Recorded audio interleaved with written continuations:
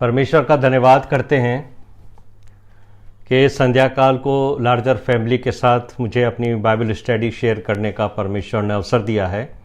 सारा आदर और सारी महिमा मैं प्रभु यीशु मसीह को देता हूँ। धन्यवाद करते हैं सिस्टर के लिए।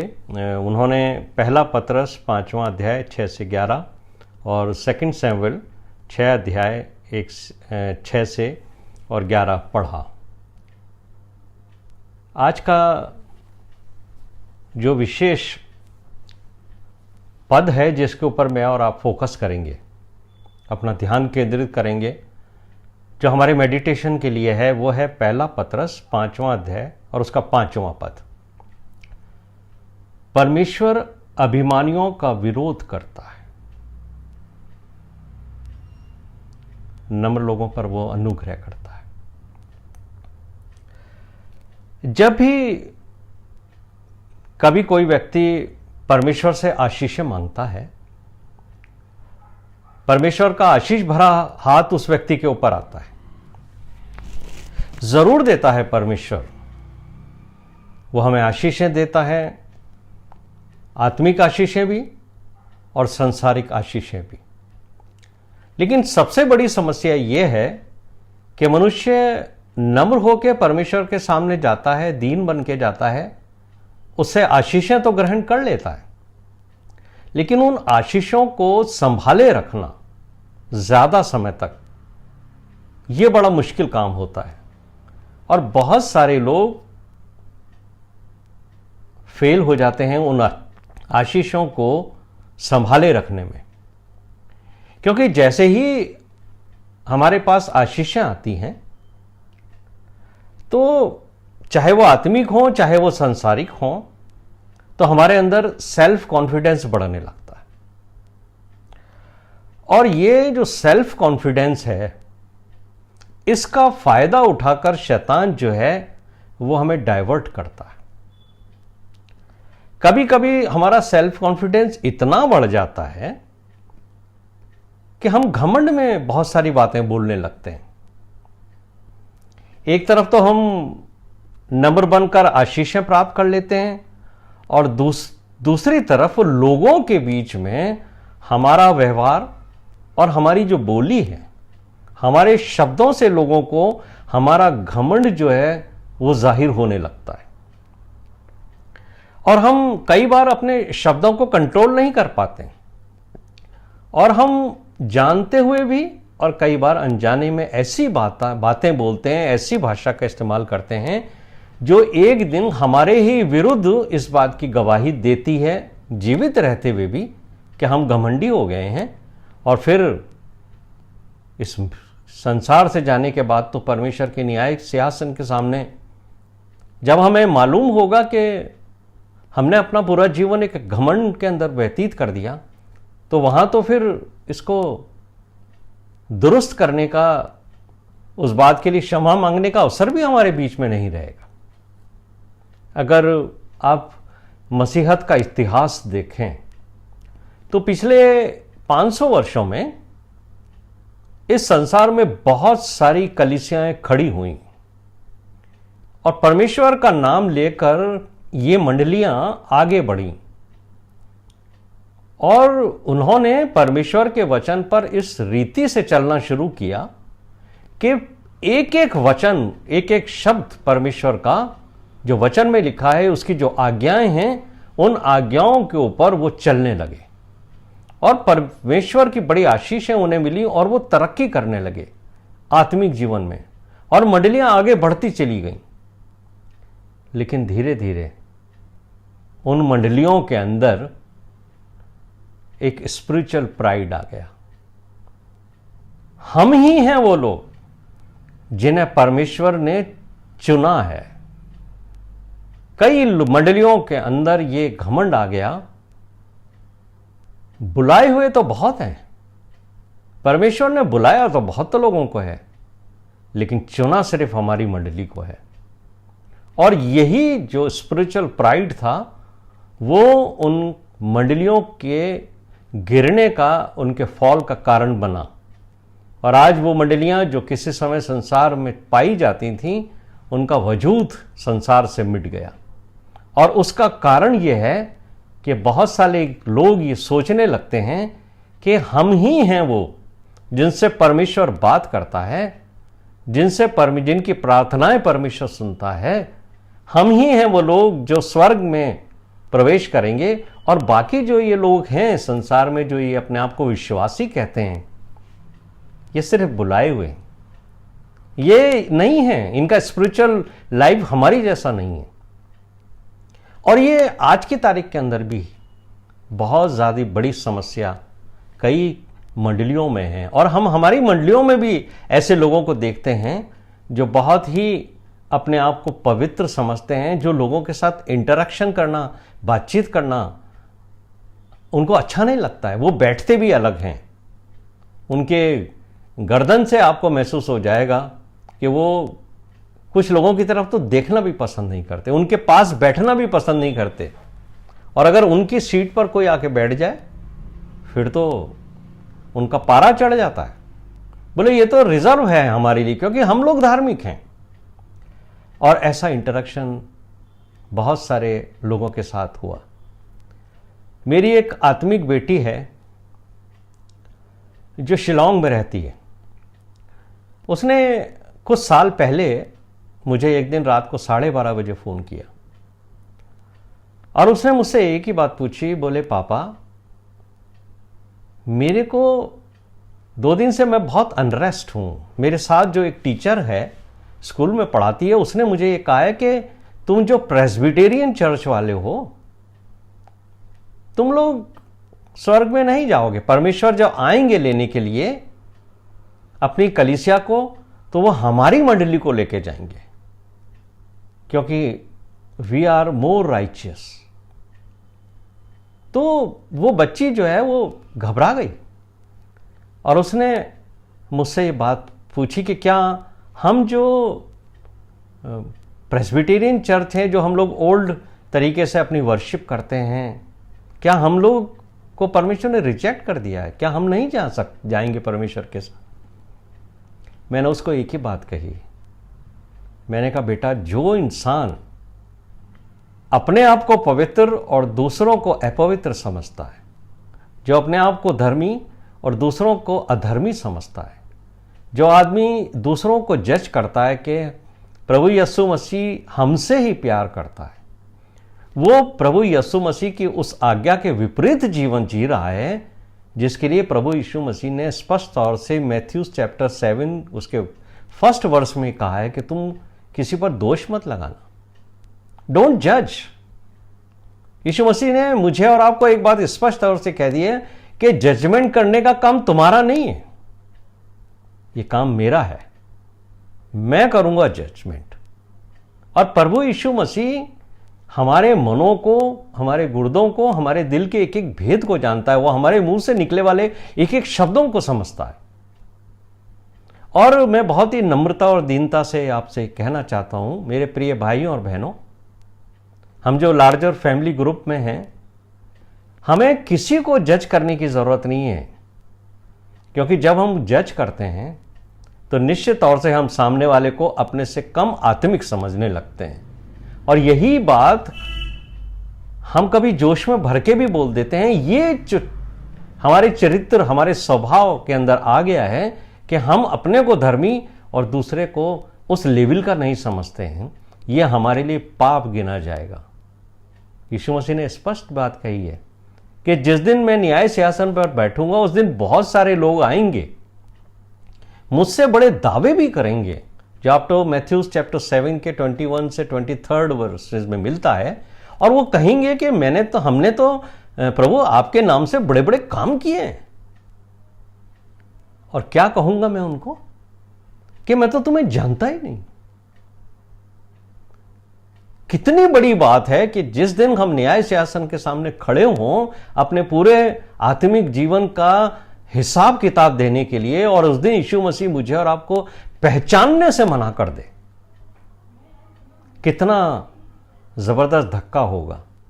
और अगर आप उसको पढ़ोगे उस अध्याय को, तो आपको मालूम होगा कि यीशु मसीह ने उनको बहुत ही अपने पास से निकालने के लिए कठोर शब्दों का इस्तेमाल किया है। आप पढ़िए उसको। और यीशु मसीह को जब जजमेंट करना होगा ना, तो उसको मेरे और आपके सहायता की जरूरत नहीं है। उसका जजमेंट करना है वो अपने आप कर लेगा। उसको हमारी हेल्प की जरूरत नहीं है। कौन आदमी ने कैसा जीवन व्यतीत किया, किस आदमी ने कैसा चरित्र रखा, इसको देखने का काम नहीं है हमारा काम है हमें अपने आप को देखना है। क्योंकि परमेश्वर का वचन मुझसे और आपसे जो ये बात कहता है, ये आज की संध्या काल में मेरे और आपके लिए एक प्रकाशन, एक रिविलेशन है। जो पहले पतरस 5वें अध्याय के 5वें पद में कहा है कि परमेश्वर अभिमानियों का विरोध करता है। और जब मैंने इस पद को पढ़ा, मेरे प्रिय भाइयों और बहनों, ये बड़ा डरावना पद है। अगर शैतान मेरा और आपका विरोध करता है, तब तो हम मान सकते हैं कि शैतान का तो काम ही विरोध करना है। वो तो हमारा विरोध करेगा, क्योंकि हम प्रभु यीशु मसीह के पीछे चलने वाले विश्वासी लोग हैं और हम उसकी आज्ञाओं के अनुसार चलते हैं, तो वो तो हमारा विरोध करने को हर जगह खड़ा होगा। लेकिन अगर परमेश्वर हमारा विरोध करे, हम अपने आप को विश्वासी कहते हैं, शैतान विरोध करे वहां तक ठीक है, उसका नेचर है विरोध करना। और हमें तो यीशु मसीह ने कहा है कि शैतान और शैतान के लोग तुम्हारा विरोध करेंगे, तो उसके लिए हम तैयार हैं। लेकिन क्या परमेश्वर हमारा विरोध करे? और अगर परमेश्वर हमारा विरोध करेगा तो हम जाएंगे कहां? इसलिए मुझे और आपको यह समझना है कि पतरस जो हमें सलाह दे रहे हैं आज की शाम को, वो ये कह रहे हैं कि अगर तुम्हारे जीवन में कहीं भी घमंड पाया जाता है, तो याद रखना कि तुम्हारा सामना शैतान से नहीं होगा, फिर तुम्हारा सामना तुम्हारे परमेश्वर से होगा। तो मेरे प्रिय भाइयों और बहनों, इस संध्या काल को मुझे और आपको यह देखना है कि परमेश्वर जो है नम्र लोगों के ऊपर तो अपना अनुग्रह करता है, लेकिन वो घमंडियों का सामना करता है। तो मेरे जीवन में नम्रता और दीनता है भी कि नहीं है? आपको याद होगा यीशु मसीह ने अपनी एक टीचिंग दी थी मैथ्यूस चैप्टर 11 वर्स 29 और 30 के अंदर। तो यीशु मसीह ने एक डिजायर मेरे और आपके सामने रखी है। यीशु मसीह कहते हैं, मुझसे सीखो, ये मेरी ख्वाहिश है, मुझसे सीखो, मैं नम्र और दीन हूं। अरे जैसे मैं और नम्र और दीन हूं, मैं चाहता हूं मेरे को फॉलो करने वाला हर विश्वासी नम्र और दीन रहे। तो याद रखिए मेरे प्रिय भाइयों और बहनों कि अगर हमने घमंड में से भरकर कुछ बातें करी या हमारे जीवन में घमंड भरा रहा, हम कभी भी अपने उन पापों को एक्सेप्ट नहीं करेंगे जिनको आजकल की टर्मिनोलॉजी के हिसाब से हम गलतियां मानते हैं। और कल भी मैं जब परमेश्वर का वचन बांट रहा था, तो मैंने उन भाई बहनों से यही कहा कि आजकल बाइबल में की भाषा को बहुत ही सॉफ्ट कर दिया गया है। बाइबल के ऐसे ऐसे ट्रांसलेशंस आ गए हैं जो आपको भ्रमित कर देंगे और परमेश्वर के मार्ग से ही भटका देंगे। आजकल लोग पाप को एक्सेप्ट नहीं करते हैं, बल्कि सिन की जगह लोग कहते हैं इट इज अ मिस्टेक, मुझसे गलती हो गई। और मैंने कल एक बात बहुत स्पष्ट तौर से कही थी और मैं आज भी आपसे साथ ये शेयर करना चाहता हूं कि यीशु मसीह पापियों को बचाने, छुड़ाने और अपना लहू पापियों के पाप से उन्हें क्षमा करने के लिए आया और उसने बहाया है। यीशु मसीह हमारे पापों से तो हमें क्षमा करेगा, लेकिन बाइबल हमें कहीं नहीं कहती कि वह हमारी गलतियों को क्षमा करने आया था। अगर आप ये सोचते हो कि आपने पाप नहीं किया है, आपने मिस्टेक की है, तो आप जिंदगी भर उस पाप के साथ जीते रहोगे। आप कभी अपनी उस मिस्टेक्स को रिकॉग्नाइज नहीं करोगे। याद है आपको उस सलीब के ऊपर क्या हुआ था? जहां यीशु मसीह थे, दोनों तरफ दो डाकू थे। एक जो डाकू था वो यीशु मसीह को ऑब्जर्व कर रहा था और उसने यीशु मसीह के सामने इस बात को एक्सेप्ट किया। और वो जो दूसरा डाकू था ना, उसके सामने भी उसने कहा था एक बात जो उसने बहुत अच्छी कही। उसने उससे कहा था कि हम जो सजा पा रहे हैं ना, हम तो सही पा रहे हैं, हमारे तो अपने कर्तव्य हैं, हम तो पापी हैं, हमें तो जो सजा मिल रही है इसके हम लायक हैं। यही है एक्सेप्टेंस, कि जब हम यीशु मसीह के पास जाएं तो उससे कहें, हाँ प्रभु हमने पाप किया है, हम एक्सेप्ट करते हैं कि हम पापी हैं। कभी आप ये मत सोच कहिए आदम और हवा की जैसे कि मैंने पाप नहीं किया है, ये हवा आपने मुझे दी, इस स्त्री ने मुझसे पाप कराया, और स्त्री ने कह दिया कि सांप ने मुझसे पाप कराया। और परमेश्वर ने तो सिर्फ सिंपल सी बात पूछी थी उनसे। अगर वो उसको एक्सेप्ट कर लेते उस दिन कि हाँ हमने पाप किया है, तो परमेश्वर उन्हें क्षमा करता, उनको अदन की वाटिका से बाहर नहीं निकलना पड़ता। यही मेरे और आपके लिए कि अगर हम ये कहते हैं कि हमने गलतियां की हैं, तो गलतियों की तो हम क्षमा कभी मांगते भी नहीं हैं, और पाप हम समझते नहीं हैं। तो यीशु मसीह पापियों के लिए आया है। अगर हम ये स्वीकार करते हैं कि हाँ प्रभु हमने घमंड में भरकर कुछ बातें की हैं, और ये हम समझ गए हैं कि ये हमारे लिए पाप है, ये हमारे लेखे में पाप गिना गया है, तो प्रभु जी हम उस डाकू की तरह से आते हैं ताकि आपके सामने नम्र और दीन बने। हमें मालूम है प्रभु कि आप हमें कभी ना तो त्यागेंगे ना छोड़ेंगे, लेकिन हम इस बात को स्वीकार करते हैं कि हमने जो कुछ कहा है घमंड से कहा है, इसलिए हमारे पापों को आप क्षमा करें।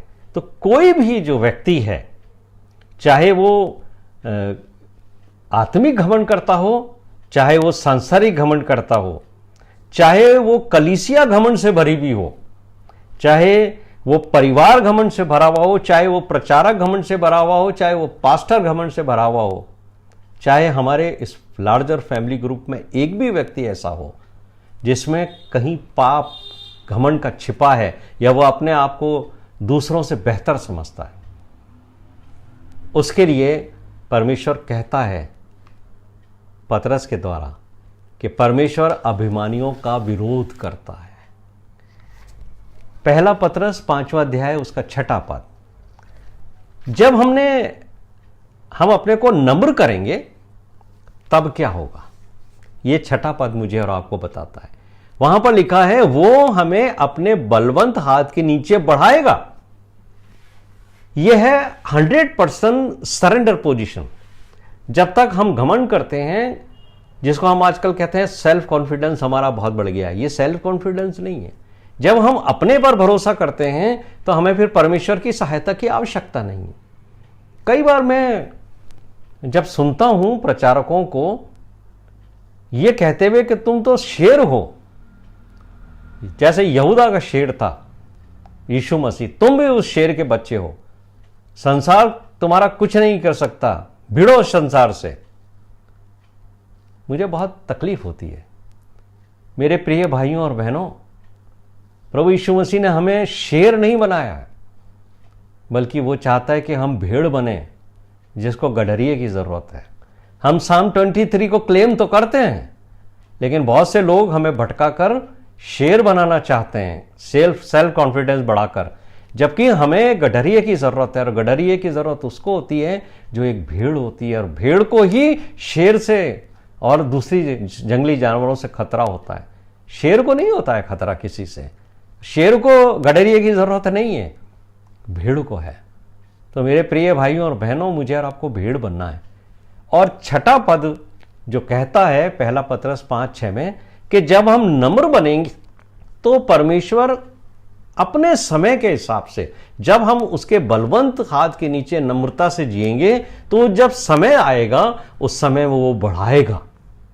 लेकिन इसका यह मतलब नहीं है कि हमें बहुत सारा धन मिल जाएगा, बहुत सारी सांसारिक संपत्तियां मिल जाएंगी, आप कोई बहुत बड़े प्रचारक बन जाओगे, आप लोगों को इन्फ्लुएंस करने लगोगे। इसका मतलब यह है कि प्रभु आपको पाप के ऊपर विजय प्राप्त करने की सामर्थ्य देगा। वो सामर्थ्य देगा कि जब आपका टेम्पटेशन होता है, शैतान आपको टेम्प्ट करता है, उस टेम्पटेशन के ऊपर आप विजय प्राप्त करो। जब मेरा चरित्र उसकी आज्ञाओं के अनुसार सिद्धता की ओर बढ़ेगा, इब्रानियों का लिखने वाला कहता है आओ हम सिद्धता की ओर बढ़ें।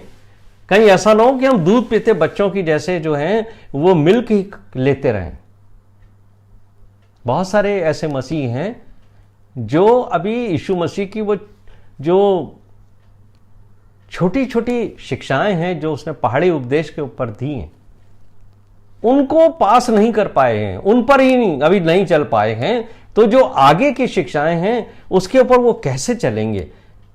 लेकिन हमें सिद्धता की ओर बढ़ना है, क्योंकि यीशु मसीह हमें सिद्ध देखना चाहता है। और जब हम सिद्धता की ओर बढ़ेंगे तो हमारा जो व्यवहार है उसमें परिवर्तन आएगा, और ये व्यवहार जो हमारे घर के लोग फील करेंगे। मेरी पत्नी मेरे जीवन के अंदर, मेरे चरित्र के अंदर, मेरे व्यवहार में फर्क महसूस करेगी कि मेरा पति अब नम्र होता जा रहा है।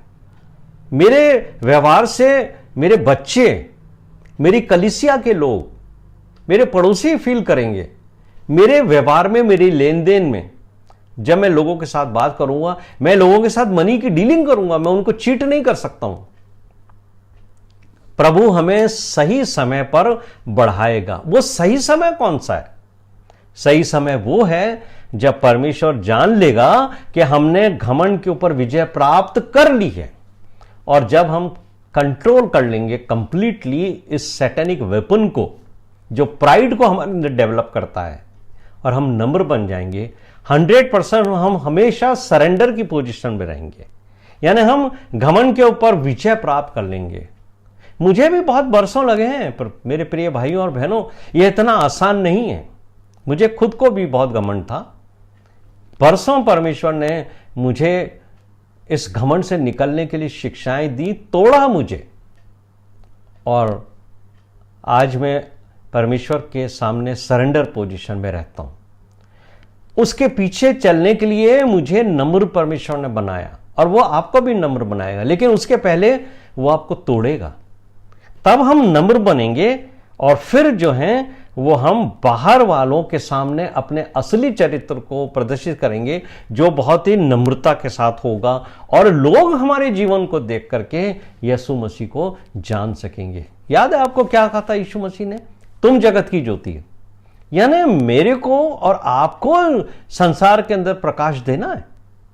यीशु मसीह ने कहा था मैं जगत की ज्योति हूं, लेकिन यीशु मसीह ने बाद में यह कहा जब मैं चला जाऊंगा ना, तब संसार की ज्योति तुम होगे।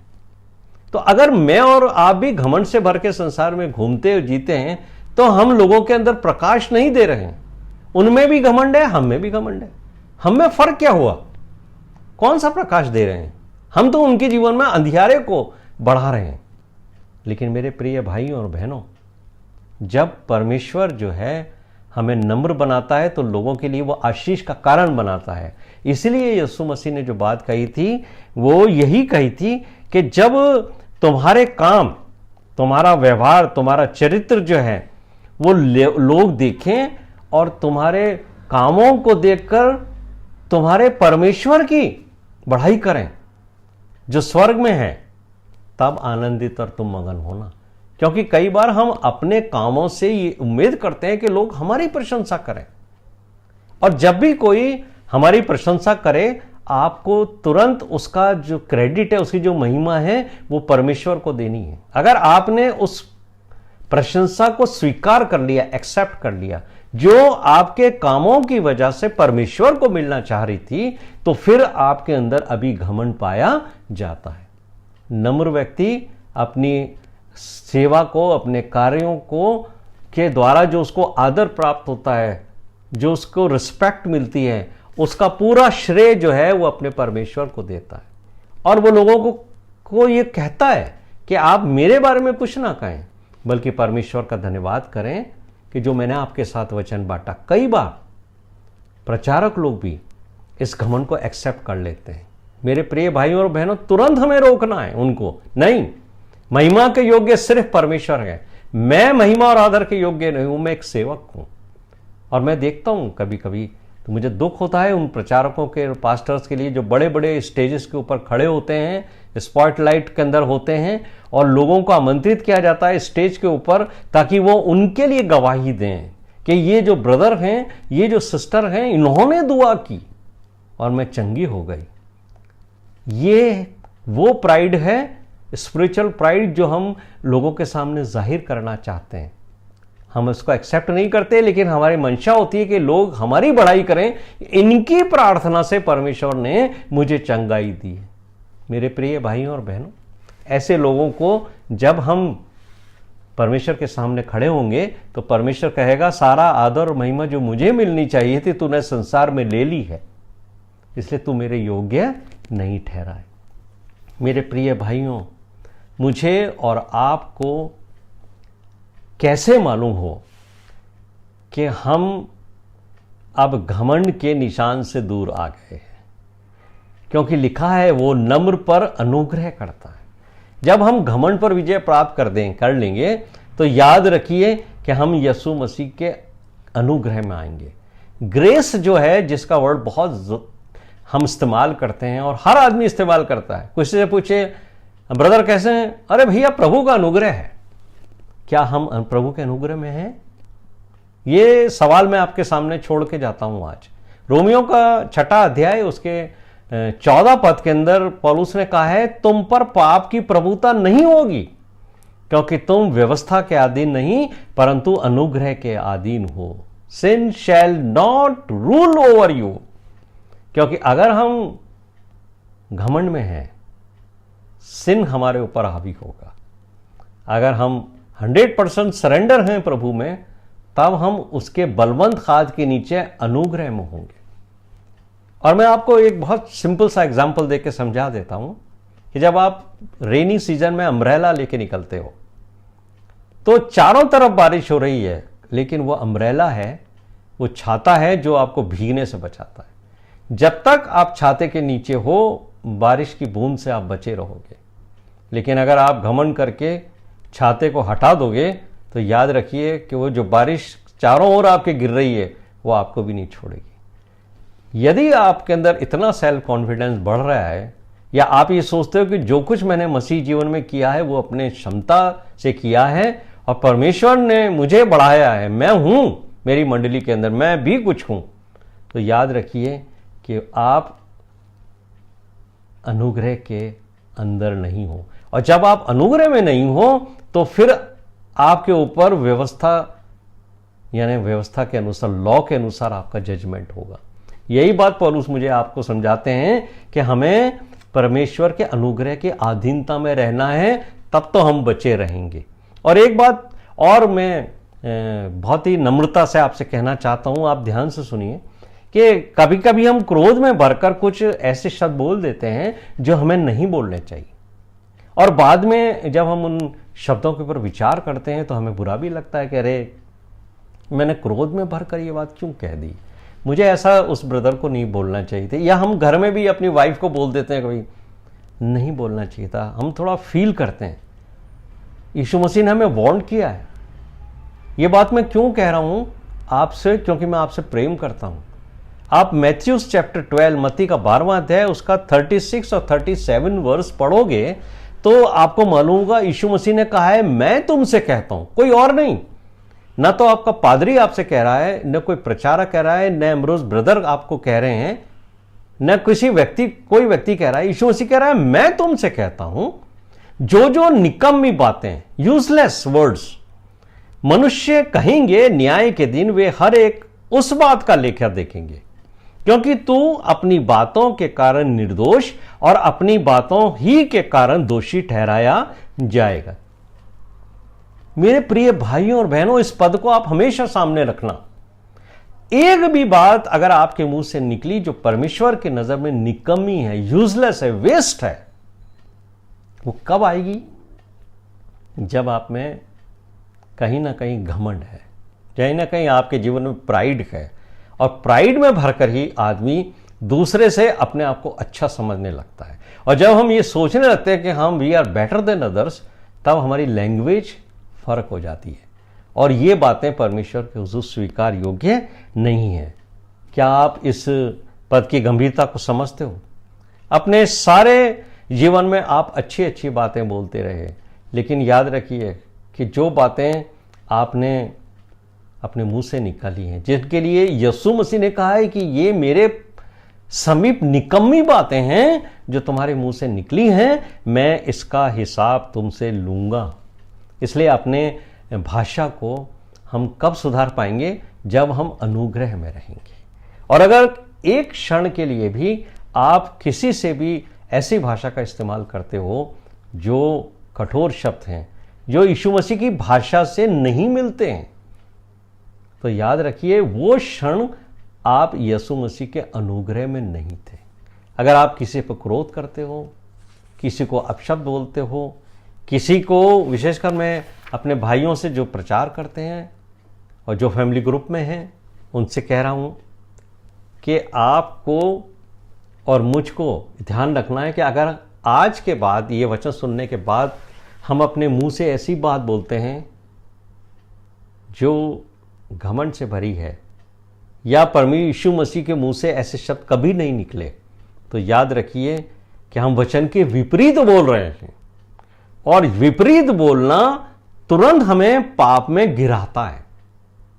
याद है आपको, जब यीशु मसीह अपने चेलों के साथ लास्ट सफ़र कर रहे थे, तो यीशु मसीह ने अपने चेलों से कहा कि अब थोड़ी देर बाद मैं जो हूँ वो शैतान के द्वारा जो है वो परखा जाऊँगा, पकड़ाया जाऊँगा, और महायाजक मुझे पकड़ कर ले जाएंगे और मैं क्रूस पर जाऊँगा और मैं क्रूस की मृत्यु सहूँगा। तो पतरस जोश में भर गया। अरे बोले, प्रभु तेरे साथ ऐसा हो नहीं सकता, हम होने नहीं देंगे ऐसा।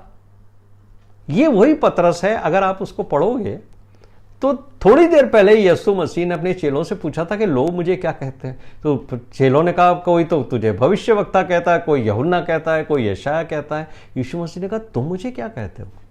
पतरस था जिसने ये बात कही थी कि तू जीवते परमेश्वर का पुत्र है। यीशु मसीह ने क्या कहा था, ये बात तूने नहीं कही है, बल्कि परमेश्वर का आत्मा जो तेरे मुंह से होकर बोल रहा है उसने कही है। एक तरफ तो यीशु मसीह ने ये बात कही उसको के लिए कि तेरे अंदर ही परमेश्वर का आत्मा मेरे लिए ये बात कह रहा है, डिक्लेरेशन ऑफ दिस स्टेटमेंट। और थोड़ी देर बाद यीशु मसीह ने उससे कहा था, हे पतरस, हे शैतान। पतरस भी नहीं कहा, यीशु मसीह ने कहा हे शैतान मुझसे दूर रहे। क्या चीज थी वो वही चीज थी कि उसके अंदर घमंड आ गया, और घमंड में भरकर उसने इतनी बड़ी बड़ी बात कही कि अगर मुझे तेरे साथ मरना भी पड़े ना तो मैं मरूंगा। और उसी रात उसका क्या हर्ष हुआ है। ये 3 बार यीशु मसीह ने कहा था 3 बार मुर्गा बांध देगा और तू मेरा इनकार करेगा। मेरे प्रिय भाइयों और बहनों, हमें घमंड से बहुत बचना है, क्योंकि परमेश्वर का वचन कहता है कि प्रभु यीशु मसीह नम्र लोगों के ऊपर अनुग्रह करता है। तो मुझे और आपको कभी भी उस आदर को, उस महिमा को छूने की कोशिश नहीं करनी है जो हमें परमेश्वर को देनी है। हम सेवा करें नम्र और दीन बन करके।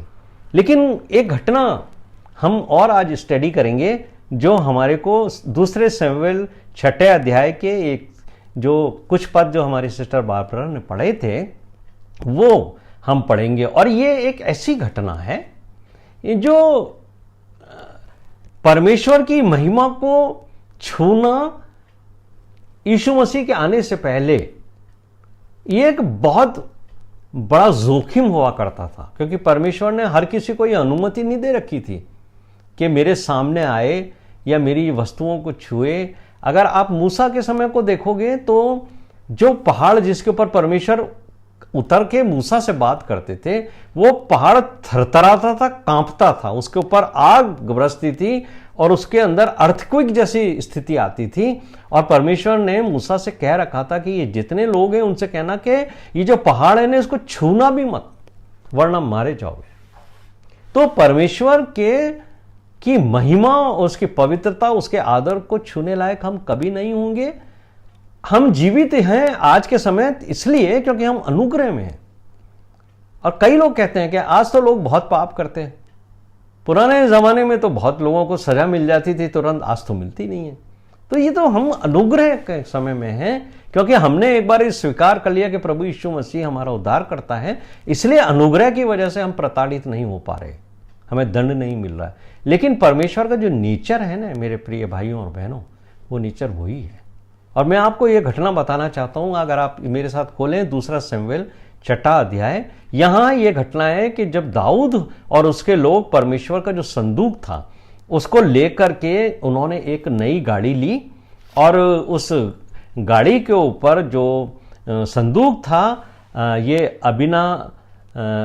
अबिनादाब जो था उसके घर से वो निकले, और ये अबिनादाब के जो 2 बेटे थे वो उस गाड़ी को हाँक रहे थे, और उनके बेटों का नाम अहीहो था। वो संदूक के आगे चल रहा था। अगर आप छठा पद पढ़ेंगे तो यहां पर लिखा है, जब वे नामोन के खलियान तक आए तब बैलों ने ठोकर खाई। इसलिए परमेश्वर का संदूक गिरने की स्थिति में आ गया।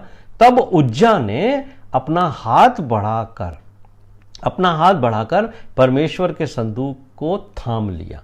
7वें पद में लिखा है, तब यहोवा का क्रोध उज्जा पर भड़क गया और परमेश्वर ने उसके दोष के कारण, अब ये जो वर्णन है उसका दोष, अगर आप इसको सांसारिक दृष्टिकोण से देखोगे तो आपको लगेगा भाई बैलगाड़ी के अंदर परमेश्वर का इतना पवित्र संदूक है और बैलों को ठोकर लगी है और वो संदूक गिरने वाला है।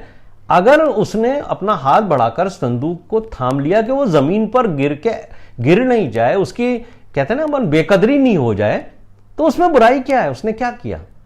लेकिन नहीं, बाइबल क्या कहती है, परमेश्वर का क्रोध उज्जा पर भड़का और परमेश्वर ने उसके दोष के कारण, क्या दोष था उसका, अगर आप इंग्लिश में इसको समझेंगे तो कहते हैं इररेवरेंट एक्ट, अनादर युक्त कार्य हिंदी में कहते हैं।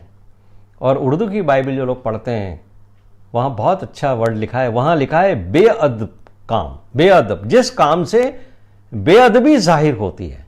यानी परमेश्वर ने इस काम को कि उसने हाथ बढ़ाकर उस पवित्र संदूक को रोका, परमेश्वर की नजर में ये बेअदबी ठहरी है। क्यों?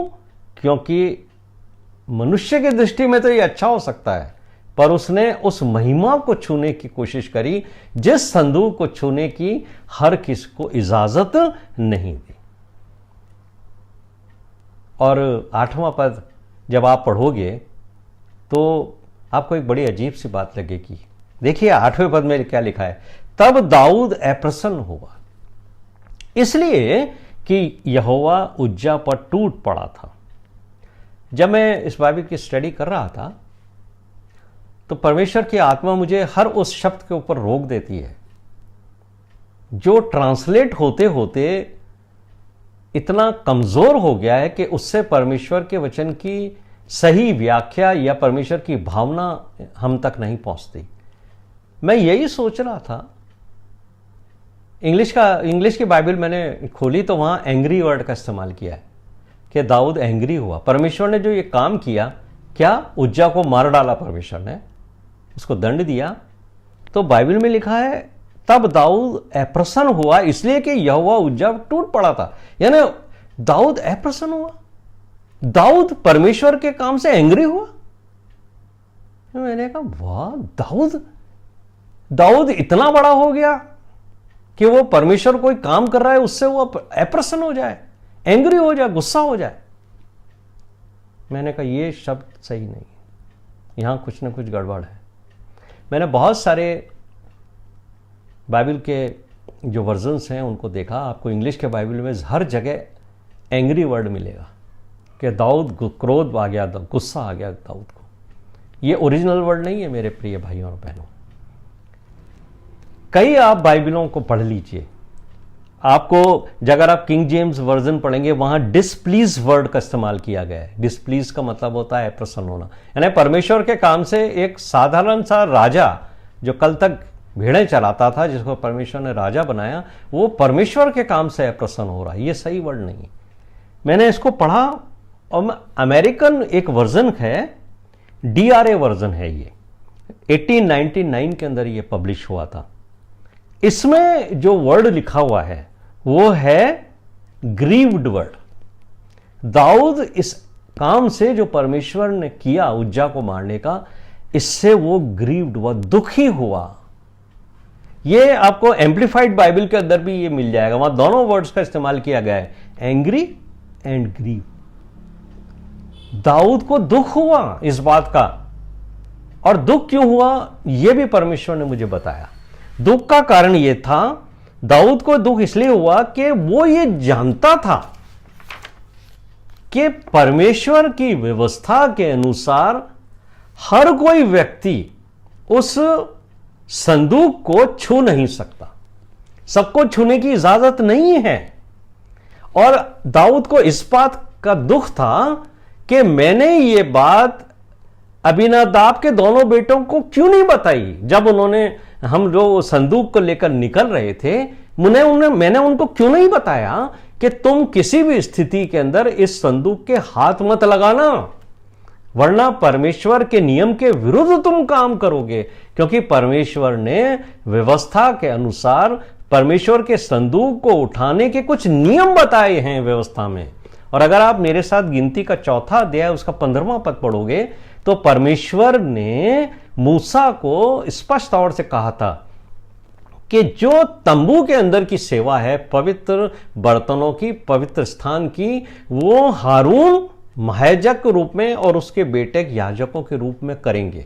लेकिन जब तुम इस्राएली लोग आगे बढ़ो, एक स्थान से दूसरे स्थान पर जाओ, तो ये तंबू भी समेटा जाएगा, वो पवित्र चीजें जो हैं वो भी समेटी जाएंगी। तो उसका, अगर आप 4वां अध्याय पढ़ते हो बुक ऑफ नंबर्स का, तो आपको ये डिटेल पता पड़ेगा कि किस तरीके से उन एक एक चीज को संभालना है, कैसे उसको कवर करना है, कौन से कलर का कपड़ा होगा, किस तरीके से उनको संभालना है।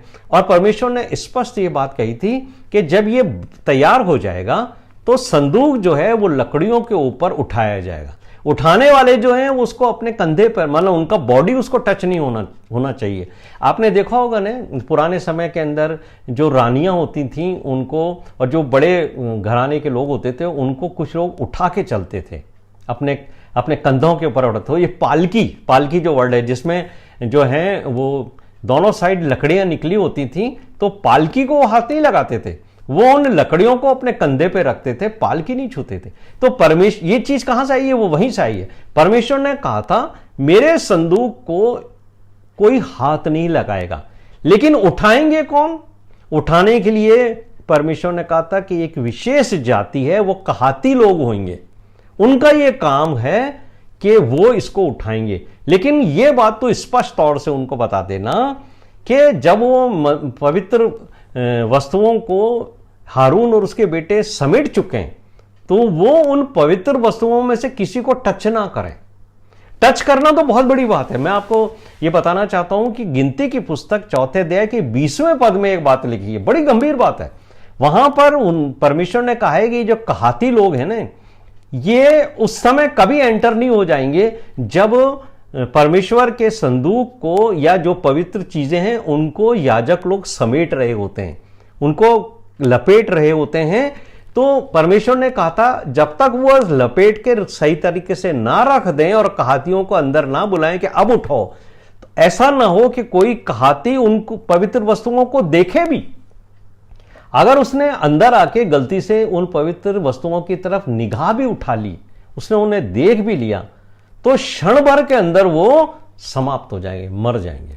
तो आप देखेंगे कि परमेश्वर ने अपनी पवित्रता को कैसा मेंटेन किया है, उसने अपनी महिमा को कितना ऊंचा रखा है। यह दृष्टांत जो है वो मुझे ये बताता है कि जो बात दाऊद को मालूम थी, दाऊद ने उन बच्चों को नहीं बताई। उसको दुख था, अप्रसन्न नहीं था, वो दुखी था, ही वॉज ग्रीव्ड। अरे यार, मुझसे जबरदस्त गलती हो गई। अगर मैं इन बच्चों को बता देता तो आज इनको, इस बच्चे की मृत्यु ना होती। मेरे प्रिय भाइयों और बहनों, परमेश्वर को जो आदर और महिमा मुझे और आपको देनी है, याद रखिए वही महिमा के योग्य है, उसी को देनी है। और परमेश्वर का वचन रोमियो के अंदर भी ये बात क्या है, रोमियो 14 अध्याय उसका 11वें पद के अंदर पौलुस ने क्या कहा है?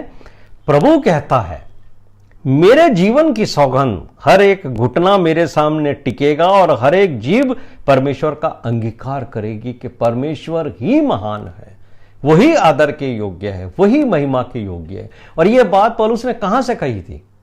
यशाया का जो अध्याय हैगा, यशाया का जो अध्याय है उसके अंदर यह बात लिखी है। 45वें अध्याय 22वें और 23वें पद के अंदर यशाया कहता है, परमेश्वर ने यशाया से कहा था, मैं ही खुदा हूं, मेरे अलावा कोई नहीं है, और मैं ही हूं जिसके सामने सारी दुनिया झुकेगी। और अगर प्रकाशित वाक्य आप पढ़ोगे तो आपको मालूम होगा वो लोग जिनको ताज दिए गए, इतने पवित्र लोग थे जिनको स्वर्ग के अंदर परमेश्वर ने ताज दिए हैं पहनने के लिए, वो जो सिंहासन पर बैठकर न्याय करने के योग्य ठहरे, वो परमेश्वर के मेमने के सामने झुककर अपने सिर से अपने ताजों को उसके पांव पे डाल देंगे और कहेंगे कि प्रभु, परमेश्वर के बर्रे यीशु मसीह, तू ही महिमा और आदर के योग्य है। मेरे प्रिय भाइयों और बहनों, हम परमेश्वर को महिमा और आदर दें और उसके बलवंत हाथ के नीचे सरेंडर पोजीशन में रहें, वही अनुग्रह है।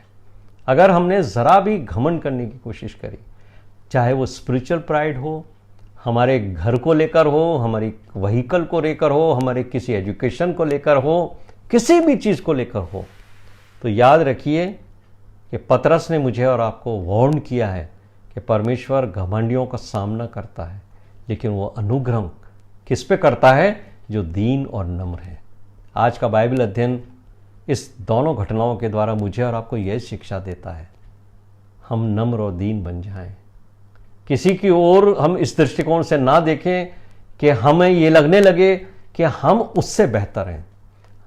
वचन कहता है सब ने पाप किया है और परमेश्वर की महिमा, परमेश्वर के आदर से रहित हैं।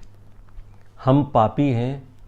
कभी मत सोचिए प्रभु के लोगों कि आपको परमेश्वर ने जिस गटर में से, जिस गंदे नाले में से निकाला है, अगर वो ना निकालता तो हम भी वहीं पड़े रहते और हमारा अंत जो है नरक की आग में होता। मेरे प्रिय भाइयों और बहनों, हमें अपना बचा हुआ जीवन बहुत नम्रता और दीनता से गुजारना है, तब हम ये कह सकेंगे कि हम प्रभु के बलवंत हाथ के नीचे अनुग्रह के साथ अपना जीवन व्यतीत करते हैं। सारा आदर और सारी महिमा प्रभु को मिले। आप सबको जय मसीह की। आइए हम प्रार्थना करें और